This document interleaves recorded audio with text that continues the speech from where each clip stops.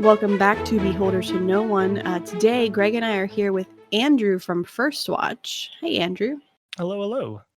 Andrew is a DM, and if you haven't seen First Watch, I highly recommend it. It is a very good story, and the camera is amazing. Like, your camera work is fantastic. I watched the first episode and was like, there is no way this is the first episode. Well, thank you. We're all filmmakers who make the program, and so that's definitely a focus for us to make it both look and sound the way we want it. So yeah, Well, I think you did a good job. thank you. We are here to talk about something that comes up with almost everybody, but isn't necessarily something that people talk about all the time, and that's mental health in the tabletop community. And just, this could go multiple ways. This could go how mental health affects yourself in the tabletop community, or just in general, and how you use games to help you and help teach others in the process. So I guess we could start with just some minor discussions on mental health issues. If we want, obviously feel free to skip over this, but I personally suffer from anxiety and depression, and I have for over 20 years now. And I use gaming as my escape. I've used books as my escape, games as my escape, but gaming currently is my major escape. What about you guys? Yeah, so I've been diagnosed with generalized anxiety disorder, as well as persistent depressive disorder, which is kind of another way of just saying chronic depression. And yeah, I mean, I've been in and out of therapy for that for several years now. I didn't really start going to therapy and addressing these things till I was about 25, 26 years old. So it's been a journey for me, and I do also totally understand that like depression and anxiety is in some regards the common cold of mental health issues. It doesn't make it any less serious or real, but it is perhaps the most common. Yeah. There are definitely things I can't speak to, bipolar or whatnot, other different things, but yeah, it's been an interesting few years for me, getting to understand myself better and growing my own empathy and compassion around these issues. Yeah, same here, really. Just mostly anxiety and depression. I've been dealing with it for 20 plus years now. Was diagnosed many, many years ago with chronic depression and some kind of anxiety disorder. I took medication for it and all that, but I've always used gaming as my outlet, my escape from, life in general, I suppose. And I mean, it helps. It helps a lot of people. It's certainly helped me. Whether it's what's the word I'm looking for here? Whether it's exploring different realms of myself that I'm not really comfortable with exploring outside of the gaming table. The interesting part for me is I never realized that I used books as a or when I was a teenager and as a middle schooler.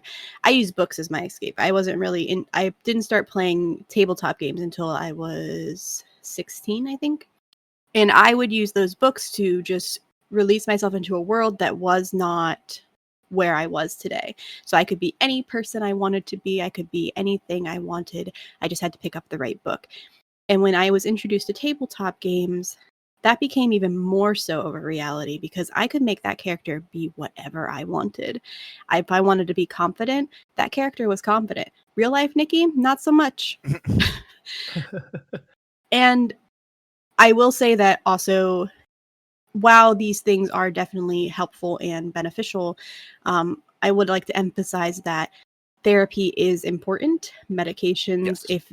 if they help you, I would highly recommend seeing a psychiatrist and making sure that they provide you the help that you need.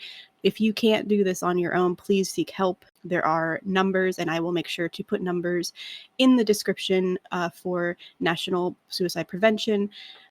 All of these things are out there. People are there for you if you ever feel like your mental health is too far.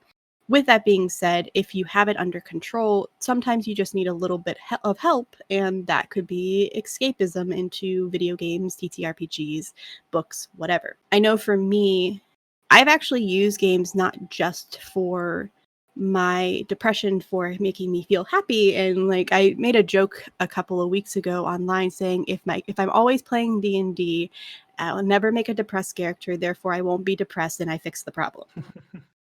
And that doesn't technically work, but it was like, if I'm always in character, then I'm never depressed. It's perfect. Denial is such a powerful coping mechanism. Isn't it though? Yeah, and I mean, I think that it's interesting that you say that, because to me, there's been two different ways that I've used, character creation, and that's either as a player or building NPCs and whatnot. Sometimes it like I've got a PC that I play every once in a while that is a 45-year-old empty nester wizard who's just happy go lucky, happy to be adventuring, always has sandwiches, and like everybody's like, "Whoa, what's his dark backstory?" I'm like, there is none. He's just happy to be adventuring. And I play him as like a Midwestern, Minnesota dad type character with the strong accent and everything. That's amazing. And Nice. like that's one way you can go, where you're like, I'm going to embody this person who maybe doesn't have the the weight on his shoulders the way that I'm feeling that weight right now. Vice versa, like sometimes it's helpful to really lean into it and like play the edge lord, you know what I mean, and like and be explore those depths a little bit, because you're exploring them in a safe place. Right. Yes. And I don't think that there's a right or wrong answer to that. I think it's totally conditional upon you, and also totally conditional on that moment and that night by night. I may need something different from the RP. And so I think the flexibility of these escapism options, and whether it is something like a video game or a book or your own character that you're creating, it lets you meet your needs in the moment. That's completely true. Absolutely, and it's always super helpful to have a group of people that you can go to and have a safe place to discuss these kinds of situations, whether it be with maybe just one or two players, or with a full group of 6 to 7 people plus a DM. So that way you can all sit around and explore, what you need to explore, while also, just having a good time playing D&D, or Yeah. just a TTRPG as a whole. I remember there was one week I was playing my normal Friday game and I had a rough week. I don't remember the reason. It was whether it was work or family or personal, it doesn't really matter. But I was having a really bad week. And when I'm in my super depressed modes, my normal go-to, if I'm not depressed, if I just had like a bad day, is just to have a drink. Have one drink, relax, feel fine, whatever. But if I'm depressed, like if depression is kicking my ass, drinking is not the option for me. That just makes it worse. Right. So I told my DM, I'm like, "Hey guys, I just had a really bad week. Can we just do something fun today? Nothing serious, nothing too hard. Can we just have a funny game?" And we went full on Monty fucking Python that night. And it was just, I was dying laughing by the end of the night. I felt a little bit better, and I appreciated it so much because it helped me feel better after a shit week. Yeah. I think That sounds amazing. I think the other thing that I kind of want to emphasize here right at the beginning of the conversation is that, probably a lot of what we're going to talk about are, stories of, characters that have helped us, or moments that have helped us, and this and that. But I also just want to emphasize that, like, it isn't I don't look at the gaming, thing as something that is like a quick fix pill. It can definitely, be that thing in the moment. I also think that it has a great power to over long periods, be something that helps you grow and understand and change. The benefit Absolutely. of playing a character for a long time, and nurturing them, and seeing their adventures, or a campaign. Not to segue too hard, left field, but like one of my biggest pet peeves with mental health and the way that people approach it is that they don't approach it as a long-term thing. They okay, get into therapy for a couple weeks, or take this pill, or you're a kid in high school and you're having a hard time. Well, just find that teacher who's going to give you a fist bump in the hallway. It's like, no, that all those things are good and helpful and necessary, but this is a long-term thing. I've not met anyone who deals with mental health issues that hasn't dealt with them for years and years and years. Yeah, and even if you feel for sure. better, make sure to continue to take your medication Yeah. like your doctor prescribed. Make sure to continue to go to therapy and talk about things, whether you're having a good week or not, because those things are going to help make sure that those good weeks keep happening, or at least help make it more frequent. 100%. Speaking of like using characters to teach you things, I actually have a story about that. So I have anxiety about a lot of little things, and one of my biggest ones is social anxiety. If I'm in a large crowd, or if I have to speak to someone who is not at an equal level to me, I start to basically go into full-blown panic mode where I'm like, okay, what am I going to say? I don't know how to like emphasize the words. My brain starts going on 1,000 directions Yeah. trying to figure out how do I word this in a way that I'm not going to be misunderstood. And I also have like a really crappy memory. So there's times where I'm like, well, I think it's this and I think it's that, and maybe it's this and maybe it's that. And like that doesn't come off really great in like a work environment.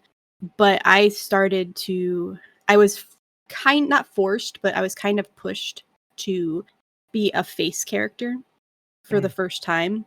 And this was a couple of years ago. And usually I do not play the talker, the charismatic person of the group. I usually preferred to play the background, silent, rogue-esque person who went back and stabbed you and then you were dead.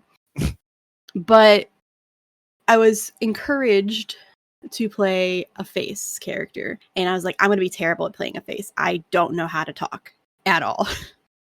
And I don't know what happened or when it happened or how it happened, but just playing this character, slowly but surely, I learned how to become a better speaker and how to do better as a talker in real life, not just in games. And it became to a point where I played another face character and I played another one and another one and another one. And I just kept actually enjoying playing the charismatic person because I could see how my words could affect the gameplay, which also helped me learn how my words could affect my real life. Yeah.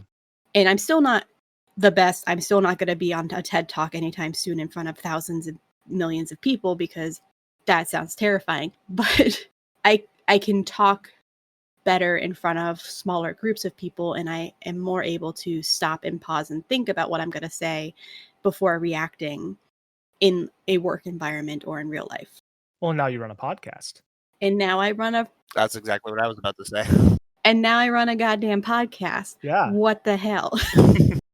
But I think it would be a little bit different if this podcast had an audience like right in front of me and I'm just like staring at them and like, Oh, for sure. No, I've given thought to like, oh, someday it would be really fun to like run a live game. You know, I mean, obviously it's a very different scale, but you watch the live games that Critical Role puts on and you're like, man, the energy there is just so amazing. And, you know, I did a little theater back in the day and oh, how much fun would that be? And then I'm like, oh gosh, like I can't edit anything if I do that. Like it's all laid bare. And yeah, it's a whole different beast for sure. Yeah. I've been on live games before, but I'm going to be on my first live game since then, which was like 3 years ago. Awesome. By time this episode goes out, it would have just passed. So it's on September 5th. I'll be on Nature Check. Nice. So everybody go check out my fun little mousefolk character that I got to play. Awesome. Hell yeah, that's amazing. Yeah, the first time I did a live game actually was about 3 years ago, and I was absolutely horrified to do it. Like, I was interested because I'm like, oh, I want to play. That sounds like a lot of fun. But then they're like, oh, it's recorded live, and I'm like, I'm sorry, what? how many people watch it? How many? Like, it wasn't a lot. It was at like 7 p.m. at night. It was on. I'm pretty sure it was on TV, but it was like on like one of those local channels that nobody really watches, and it was a filler spot. So the place that we went to, we did this with a local gaming store, and they got the hour or so episode on this local gaming or local channel, but they didn't really put any work into it. Like the person who ran the gaming store put in so much effort. He made like a backdrop, and we had like one of the players made all these amazing tabletop pieces that we got to use, but everything came from the players or the DM. The actual studio, even though like one of the people really wanted to help us, they wouldn't edit They wouldn't advertise, they wouldn't do anything to help us grow. So unfortunately, after like they did a season before me, and then they did like 13 episodes in season 2, which is what I was in. But after that, it just kind of died because they didn't put any effort into it. And we couldn't do it because it's not our equipment, it's not our studio. Right. But I remember the first time I went in there, I was a nervous wreck. And if you watch the videos, you could probably tell. And I was just like, all I could think about was there are 3 cameras directly at me. Like, there are people watching and I'm freaking out. But I focused on the people and not the cameras and not the microphones. I focused on the game and the people, and I started to have a blast with it. Yeah. Well, I think it when you think about anxiety and you think about and all I can ever do is speak from personal experience, but like for me in having generalized anxiety, like it's that the source of anxiety is coming from lots of different places, right? So you end up feeling that overwhelm, that sensory overload or whatnot. And a lot of the practical work is revolved around grounding and around focus. And bringing your attention back to a color, a thing in the room, a feeling in your chest versus trying to let your head process, 40 million things at once.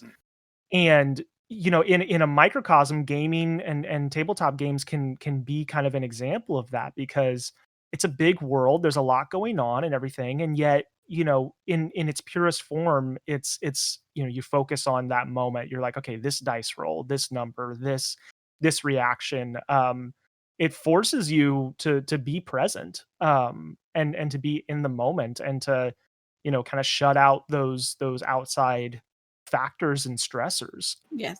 And not every night is going to do that. They're going to I had a night the other night where I was playing a game and eventually asked to end a little early because there was stuff going on in the world that I was starting to hear about, and it's like, okay, we need to, there are other things to turn my attention to. But in its purest form, it's a way to kind of focus your existence almost down to this moment, which I think is super powerful.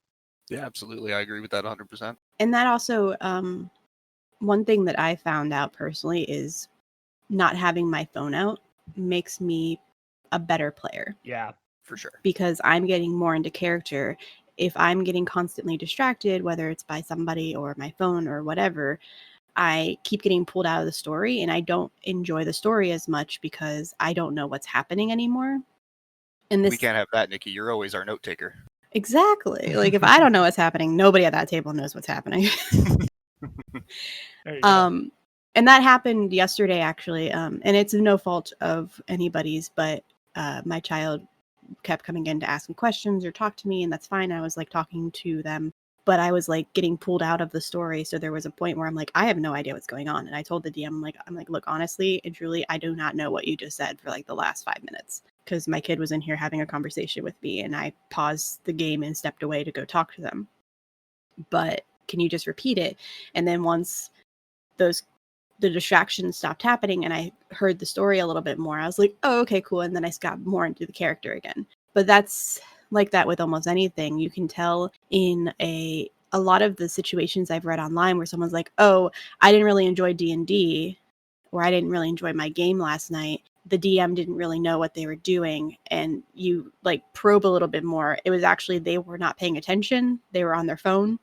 And then the DM was describing things and had to repeat themselves. So then the DM was getting annoyed, and it just pulls away from the story. And nobody wants to repeat themselves 15 times to each character because one person wasn't paying attention. What? I'm sorry, I zoned out. What were we talking about? I will not say what I was going to say. Thankfully, we can edit. So you're free to say it if you want. That's fair, but you edit this episode. Oh, that's very fair. I will leave it in. Yeah, that's happened in our game before, where there was one player who wasn't really paying attention, and you could tell that our DM was getting a little irritated. And then Greg and I were both getting irritated because we had to repeat ourselves multiple times. Well, that, and usually it's me who gets distracted because with D&D Beyond being available on phones and tablets and whatnot, you always have like an extra tab open for Facebook or whatever. So it's kind of hard to distance yourself from that while you're also looking at your character sheet on D&D Beyond. But it is definitely a bit of an annoyance to have to sit there explain something to 5 different characters because one person was on their phone or having a side conversation with another player or, something like that. It is annoying, but I mean, it's something that just happens. I think if it's like once in a while, it's not a big deal. The one that I was pointing out specifically was when Logan was not listening at all because he didn't want to metagame, and then we had to like retell him exactly what was happening because he wasn't listening. I mean, well, if the reasoning for that was that he didn't want to metagame, then more power to him for We that. were in battle though.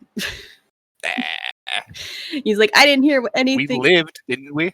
I didn't hear anything that was happening. Were you listening? No, I didn't want to metagame, but like you could hear what we were doing, and then you would know what was happening, so you could respond. That's when it gets annoying. But like some people can multitask, but if you can't multitask, please don't try. I'm not one of those people. I'm not super great at multitasking. We kind of got off topic, but that's fine. That's par for this podcast. That tracks. I mean, if you listen to the last episode we didn't even have a a set thing, so it was all over the place.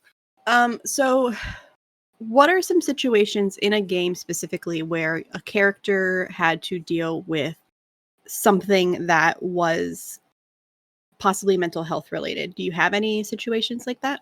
I think that in the games that I've run, that hasn't been something that's come up very specifically, and I am very cognizant of the fact that like you can introduce mental health like mechanics or elements into a game appropriately, but you have to tread very carefully.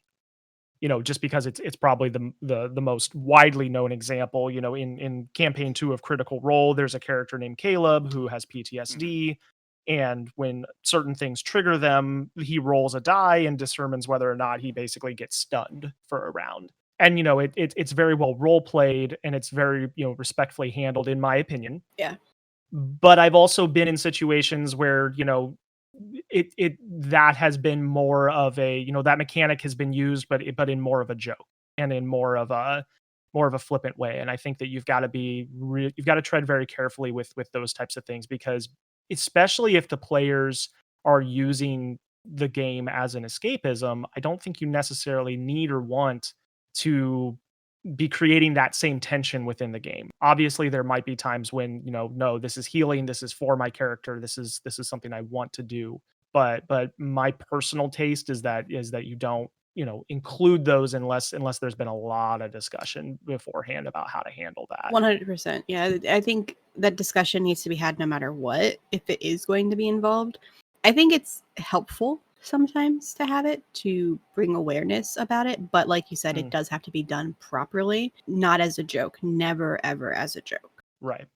I had a game where so in a play-by-post server that I should say, they had mechanics for consequences of death. So when you died and you were resurrected, not by revivify necessarily, but from anything other than revivify, there was some sort of consequence for those actions. Yeah.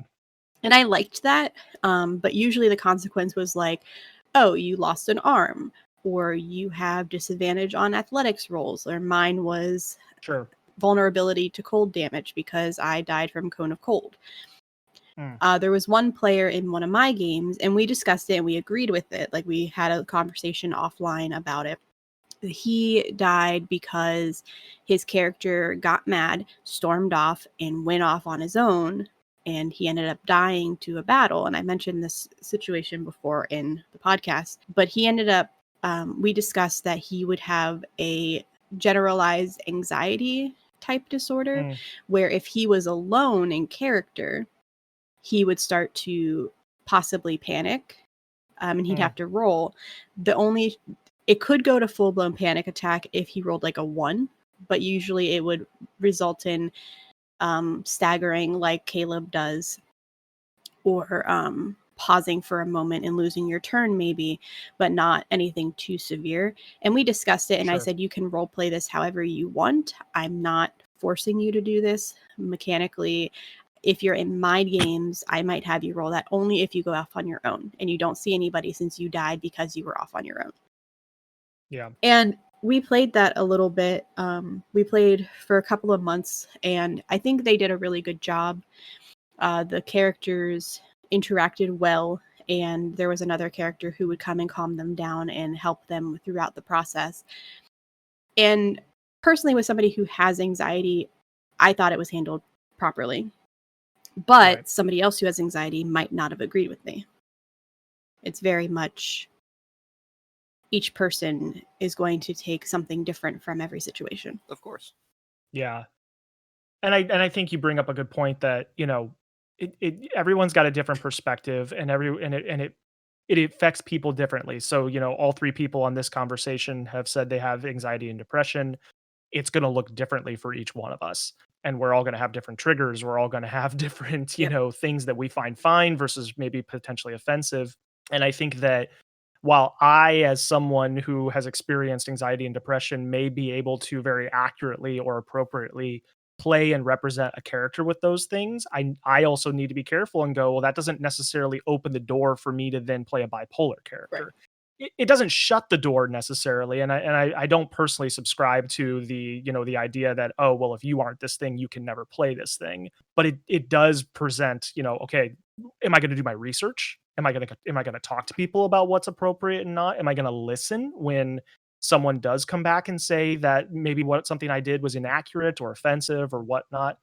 And again, it doesn't shut the door on any of it, and I don't mean to put up these warnings or suggestions as a way to say don't ever do this, because I think it's important to use these games as a way to explore things outside of yourself, or that you wouldn't be able to explore in the everyday world. But I think responsibility comes with that, especially if you're doing anything like podcasting or streaming where other people are going to watch it. For sure. It's important to do your research, period. Like, talk to somebody who has that and discuss with them, if they're, obviously make sure they're willing to, but discuss with them Right. what is an appropriate way, what are things that I should not do. Yep. I want to make sure that I'm giving justice to this and doing this appropriately and not making fun of or causing any type of harm. And that goes with everything. For sure. With disabilities, with race, with everything. When you play those characters, make sure you're doing it in a way that is appropriate, and you've done your research and you've done all the things you need to do to make sure that you are not causing more harm than good. Definitely. And that all goes back to, I mean, we've had this conversation multiple times, especially with dealing, or specifically when dealing with TTRPGs, is session 0, you got to sit down with everybody and make sure that everybody is aware of the other players' triggers and stuff like that, and just make sure that the DM is aware of everything that the players are looking for in the game, so on and so forth, just to make sure that nobody oversteps a bound. Because as I've said multiple times in this podcast, the one thing that you don't want as a DM is to overstep a bound of a player and then have that player get upset or even possibly even leave the game due to it. Right. And it can feel maybe sometimes like like, oh man, like all we're doing is talking about negative things, like in this session 0 or whatnot. But like, you're setting the groundwork for all the fun to be had. Absolutely. And like you just said, Greg, it's like, if you don't do that work up front, you're putting yourself at risk of the whole thing imploding down the line. Yeah. And things leaking into real life friendships and whatnot. Like it can get very messy very quick. For sure. And like, it's so funny to think about from the perspective of like well, but it's just a game. Yeah, but it's a game that affects people on a deep emotional level. Like you're going into character. You're playing this character for months, years sometimes on end, and it becomes a part of you. And those, I think about, stories about method actors and whatnot, and just the way they kind of embody personalities and take things on, and it's changed them. And I think I've been changed by playing D&D or tabletop RPGs. Like it's definitely affected my overall personality, which is something I'm incredibly grateful for, but also something that proves the power of it. Yeah, definitely. I find it interesting when you play a character that has those low points, because it makes the high points so much better. Yeah. And I've played games before where my characters had to make this tough decisions that could, like, if I had to make that decision in real life, I don't know what I would do. Like, I honestly don't. I probably wouldn't make the decision that was made here for that character, but it was just like they were decisions that were like, oh shit, like And I like games where I felt morally wrong after killing off an NPC or something like that. And I'm like, I feel dirty. Like, why did my character do that? But in game, my character, like, I was thinking as my character, and she feared for if she didn't do this, she was going to be killed. Right. I obviously have never been in that situation, so I don't know how I would react. But in the game, she's like, I'm sorry, and then killed an innocent person because she was afraid of her own death. Right. And then afterwards, I just looked at my DM. I'm like, why did you do this to us? I love it, but why? It is also always good, especially after the after a situation such as that, to sit down after the game with your other players and your DM and just kind of have like a de-escalation to just sit down and talk about what happened in the game and how your characters are feeling or how you as a person are feeling, just to get feelings out there. Yeah, that's definitely a good idea. And you can always talk to people afterwards and just kind of like, even if it's just for 10 minutes, just kind of chill out, get back on a same level. Yeah. And if anything was too far for you, don't hesitate to bring it up. Don't hesitate to go, I'm sorry. I know we discussed on session 0. I think this was pushing it a little too far. This was really close to that red zone that we don't want to be in. Right. And we mentioned the zones in the past for session 0s, but there's like green, yellow, red. Green is I'm good, we're fine, even though you look distraught. Yellow is you're pushing it, we're getting a little close to don't go there. And red is like, no, we need to leave this right now. Right. Yeah, I'm curious also to get both of your perspectives on just like the role of the DM when it comes to putting players in those positions, because when I think about good storytelling, obviously there's always going to be an element of danger, there's going to be an element of moral, questioning, and characters being put in situations where they have to make hard decisions. But then, person to person, you're sitting across from your friends, right? You don't want to cause them distress, or trigger them in any way. And obviously session 0s are important, but even in the middle of games and whatnot, I'm just curious on your perspectives as DMs. Like, how do you know when it's okay to push that? How do you know when you've gone too far? And like, is it our role to continually challenge our players as much as they are comfortable with? Or is that more the sadistic DM mentality? I think it's a yes and no for that. It's your role to continue to push, but it's also partially the DM's responsibility to watch the other people's, if you're in an in-person game, their way they're reacting. For sure. Like, you can tell in person sometimes if someone is not responding well to the situation, and you can try to carve it. But that's kind of also why that green, yellow, red system is put in place, so the DM isn't fully responsible for that. Because I know for a fact I will because of my own mental illnesses, I constantly worry. So I will assume someone is not happy and assume someone is not okay, when in actuality, they're perfectly fine. Right. So I would personally, if we were in person, rely on that. Like, you need to tell me if I'm taking this too far, please, like, so I can stop, because I won't be able to tell. And if you're in an online session, which right now most people are with today's world, you need to be able to either pause after like a hard moment, even if you're recording, just pause and say, are we all good?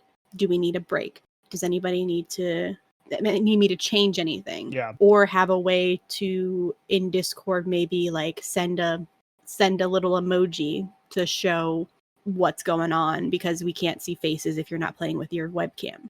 And I think that's important. I think it's also dependent with your session 0 what the players want. If the players just want an adventure, happy-go-lucky thing with no issues outside of like, are you gonna die? Then that's something completely different. But if they want something that's heavy roleplay based, then those types of topics are going to come up. And I personally love games where roleplay is the pure focus, or the focus, I should say. Yeah.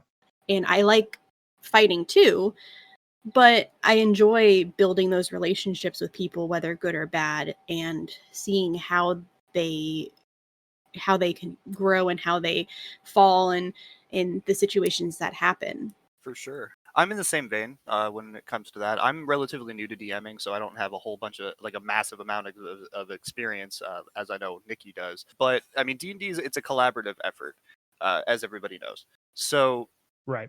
yeah, again, yes and no to your initial query, whether it's the DM's role per se to push boundaries or push situations on your players that kind of force them to take a look at different things based on the situation at hand.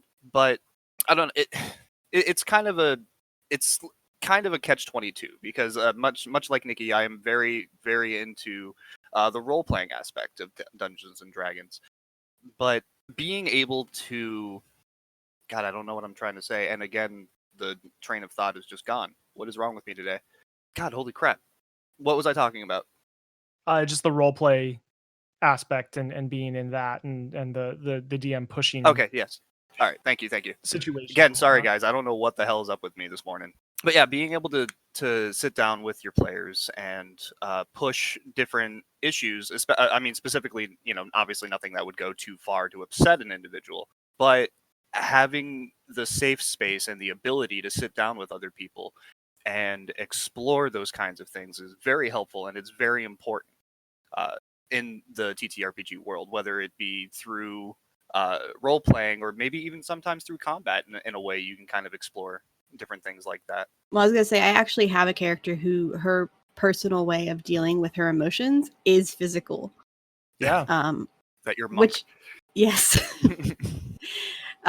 She has a backstory. Like, her family is fine, but her backstory is that her family was targeted because of something she did. So she has become obsessive almost with needing to destroy the family that is putting her family at risk. And when she starts to fight somebody who is in that family who hurt her people, basically, she goes off. She loses it. And she will just like there was one scene where she was basically like, no, this one's mine. Do not touch her.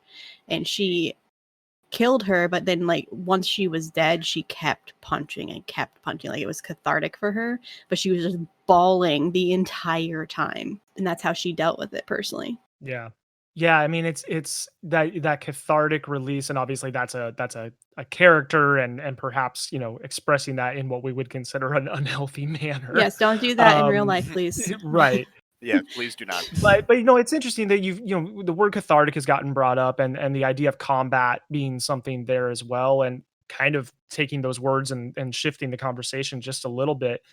It I do think that I think a lot about the why behind things, and so when I think about the why, role play games are helpful for mental health, like on a physical level. So much of for me personally, my mental health issues have come from internalizing things and not having a release for them, right? So that energy gets bottled into, me deep down, becomes anxiety, becomes depression, all these different things. And that release, that tension and resolve that you find in D&D, in combat, in role play, the roll of the dice, and is it going to be a 1 or a 20, there's a little bit of those little things that, like, I think, you get from gambling, or you get from, from conflict. I mean, we've all had that experience of, like, a big fight or a big cry, and then you feel so much better afterwards. Yeah, Um, absolutely. and especially in a time when we're, speaking right now in 2020 with COVID-19 and the political scene and the social justice scene, there's so much tension without anywhere to put it. Like, there's no solution. I can't fix COVID. There's nothing I can do other than wait it out. Yeah. Other than just, of course, be responsible and wear my mask. As a side note, everybody, please wear a mask. Just gonna plug that real Yes, quick. please. But where am I releasing that tension? Where is it going so that it doesn't become something that's detrimental to me, both mentally and physically? And it's going to be different for everyone, but I've found it to be D&D games, Mm-hmm. and both running them and playing them. And it's something that I get to look forward to. It's something that I get to daydream about even. And I feel exhausted afterwards. Like I like physically exhausted after a good game. But that helps the brain too. Yeah, my place of happiness lately, specifically over the last 2 months, has been just focusing on the podcast, on D&D, Yeah. in new games, on encouraging new systems, and like being part of this community. And there's days where I just need to turn off and I just want to do something else, and I like go and play video games on those days. Sure. But honestly, like I would be perfectly content if I played a tabletop RPG every single day. I don't have time to do that, but I would be perfectly content. Right. It's always good to have an escape of some kind, especially, like you just said, within the realm that we live in currently, whether it be Dungeons and Dragons, TTRPGs, books, video games, Yeah. just something to be able to remove yourself from the current reality and just kind of forget, per se. And it's, there's obviously, too much of a good thing in any situation. Like if all you're Oh, yeah. doing is escaping and not dealing with real life problems, that's an issue. But I mean, this is the importance of storytelling that we're hitting on right here, is that like it gives us something to hope for. It gives us something to dream about, something to shoot for. Those heroic stories that we get to tell in our games can be inspirational to us in our real life if we let them. Absolutely. And this is for me personally, this is why I think that pursuing storytelling in this form is a vocation as much as it is a hobby or a job for me. Like this gives me purpose, and it helps me feel like I'm putting something good out into the world. And even though I know that my show is not helping people get fed or get a roof over their head or anything like that, like there's a lot of people in the world. Everybody's got a different role. Some people are going to be the ones who help with those specific things, and I've been called, whatever you want to say, to be someone who hopefully brings a smile. You know what I mean? Helps provide some escapism, like gives you that mental break. It's important too. Yeah, for sure. And the way the world is right now, I think everybody needs that moment where they can just plug in and listen to something, or have their own opportunity to play a game Yeah. in the more utopia than that is our society right now. Not necessarily a utopia, but a closer to what our world should be. Well, and for all the complexity that, some of these games contain, it can boil down very much to that classic good versus evil confrontation. And while I definitely understand there's a lot of nuance with that, and especially if we want to start talking about, monstrous races and all this different stuff. But at its heart, the good versus evil conflict is very easy to understand, and it, again, cathartic to explore. It feels good to kill off that dragon that's been plaguing that town. It feels right. And I think again, in a time when maybe we don't feel like there's a whole lot we can be doing that makes change, it helps kind of scratch that itch a little bit. For sure. And in the real world, if you want to help make changes, just do something little. Yeah. Support somebody who isn't you or like you. Support African Americans and people of color. Support the LGBT community. Support people who have less followers than you. Support people who have more followers than you. Support everybody. And if you have the money, support people by sending them a coffee, or sending them joining their Patreon, or sharing their latest Kickstarter, or showing up and commenting on things and standing up for what is right, whether that's related to race, sexuality, gender, or anything. Just stand up for those people. Take that heroism that we all love to do in our games, and use that as inspiration to bring it out into the real world. Right. Absolutely. It's going to look different. It's not going to be swinging swords and casting spells. Damn. It's going to be, like you said, sending $5 to coffee or something like that. Or standing up and saying, hey, that's not right, when someone says something that's offensive. And But don't speak you over know, and people as I speak over you. Perfect timing, just impeccable.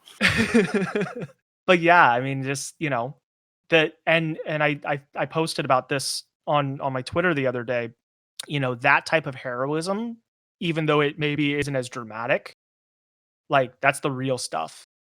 That's none of us are going to ever get to slay a dragon. Where we all have the opportunity to provide someone a little more hope. Says you. I have a bunch of scientists on speed dial right now that are Jurassic Parking their way to a dragon. You know what? We'll Like, make this work. yeah, I'm gonna have to just amend my whole life view if that happens. I'm gonna be questing in real life for sure.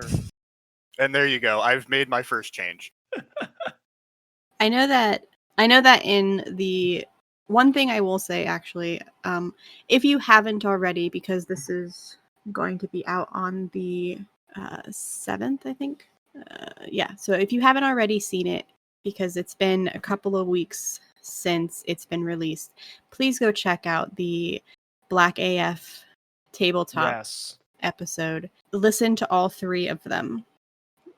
This last one was very important. I listened to the entire thing. I highly recommend it, especially if you are not a person of color, because it will open your eyes Yeah. a lot. It's going to be hard to hear. It was very difficult to listen to, but it needs to be listened to. And I will put that link down below. They got a lot of people who listened, and I'm very excited for that. But I think more people definitely need to go and check that out if you haven't already. Yeah. No, and my biggest takeaway from I can't even say that because there were so many amazing takeaways, but one of the takeaways that I had from that was the yes, listen, but then go do. Like, it's not enough. It's not enough to listen. It's not enough to have, oh man, I agree with that or whatnot. Like, whether it's supporting, you know, marginalized communities, or fulfilling your personal mission of trying to bring hope or whatever it is, like it's a long, again, it's a long game. It's not helpful to just spike things for a month and then never revisit them. You have to make changes. You have to have consistency, which is going to be super hard, but also the only way that real change ever comes about. For sure. I mean, everything starts off small. You can't just this you can't just go into it thinking, oh, this is going to have an amazing impact on X amount of people, or so on and so forth. It's everything starts small, regardless of the way that you go about it. It's not going to have a massive impact immediately. You got to build up. And I've had problems in the past where I felt like I didn't want to do anything because it was kind of, oh, why bother? It's not going to do anything for anybody if I do this or what have you. You just gotta you can't think that way. You need to understand Yeah. that everything that you do has some sort of an impact, whether it be positive or negative. But you also just can't automatically assume that I'm going to do this and thousands of people are going to like me for it, and that's Yeah. why I'm doing it. Well, then you never did it for the right reason to begin with. Right. That's If also you're true. doing it for praise, and to kind of bring it full circle back to the mental health thing too, like we talked about earlier. If you're gonna if you're gonna play a character that has a mental health issue or whatnot, you need to listen to other people and do your research. Same thing with these issues, and with all of this, like, listen to the Black AF stream, and listen to what they say you should be doing. Like, these are the people who know best how to support them. You listen to the person who has depression, and talks about how this should be played in an RPG, and then do it that way. Like, I think the sorry, I'm getting a little kind of caught up No, in you're fine. my thoughts here. And don't One of the I've done it biggest twice already. It's all good. one of the biggest frustrations that I have is this idea that people want to make change, but then they don't want to listen to the people who they're actually trying to change for or help. It's like, yes, it's hard to hear. Yes, it's hard. Yes, it means doing a little extra work or a lot extra work, but they're the voice of authority. And if you want to do something that's actually going to be helpful or bring awareness or bring change, you have to do it in the way that those voices of authority know is going to be best. Yeah, it's like asking for advice and then doing the exact opposite. Yeah. Absolutely. And one thing is, if somebody tells you you did something that's hurtful or harmful, do not get defensive. Take that information, Yeah. learn from it, do better. Don't go, oh, well, that's not what I meant, therefore you're wrong. Take it and say, that wasn't my intention, but I can definitely see where you meant. I'm so sorry. Let me fix it. Like, I can understand the whole thing with intent. You might not have intended to be hurtful, but you were. Right. And almost everybody that I know has done something that hurt somebody, whether not necessarily to the extreme of racism or sexism or something. And it wasn't their intent to say it hurtfully, but you can't stop how somebody else feels when they hear what you said. Yeah, you don't get to choose what other people are hurt by. Right. So just take that information, learn from it, do better, don't do it again. And it's so important when we think about the tabletop game and that table itself, that attitude be adopted by everybody at that table. Because I mean, if you play with the same people for, let's say a year plus on a campaign, I don't care how good of friends you are, I don't care how light the game is, like eventually something is going to happen, something is going to be said that is going to cause some pain. That's just the nature of being flawed human beings all sitting around a table together, whether it's in game or out of game or whatnot. And that can either destroy a group and a story, or it can be an opportunity to bring it closer together. And it, yes, it starts with session 0, but it also is a continual thing of having empathy, having compassion, and listening. Yeah, absolutely. It carries out through the entire campaign. Session 0 is just the base ground for it. Right. Well, this has been a very heavy episode. To say the least. A very necessary but heavy episode. The biggest takeaways are, no matter what, you are 100% valid, whether it's because no matter what society says, you are not alone, and reach out for help if you need it, and support those out there, especially if they are in a place that they need help, or just in general. Don't be a dick on the internet. Then what's the Don't internet for? Don't be a dick. That is the Be message. a dick to other dicks only. There you go.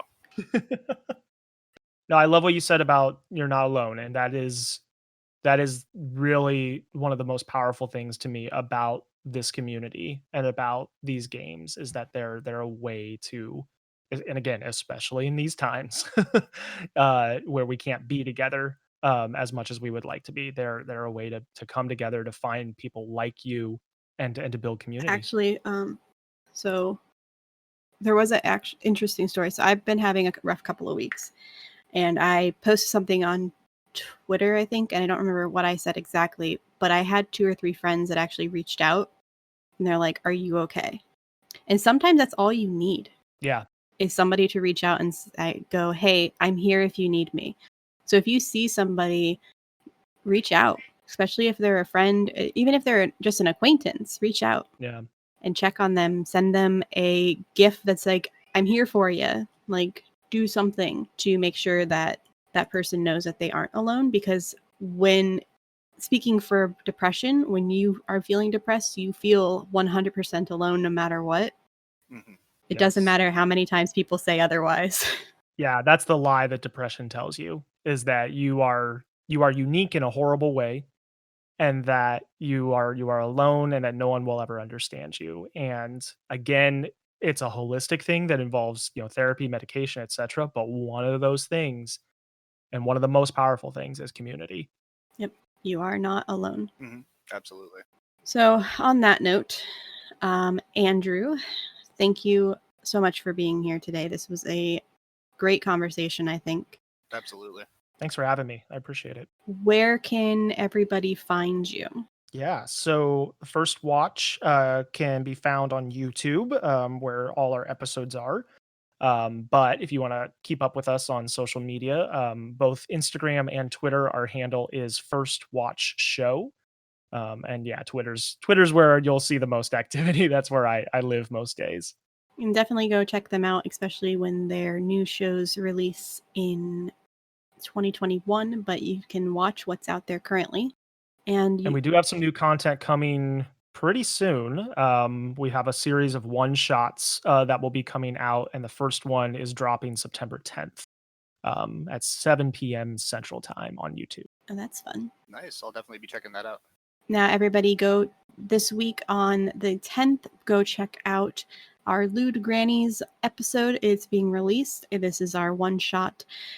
So I highly recommend that. It was hilarious. And if you haven't already, you could listen to our first episode of Behold Clearlight, which was released on Thursday the 3rd. You can check us out on Twitter and Facebook at Beholder to No One. And just keep being awesome and keep helping out the world. Hell yeah. Bye, guys. Bye-bye.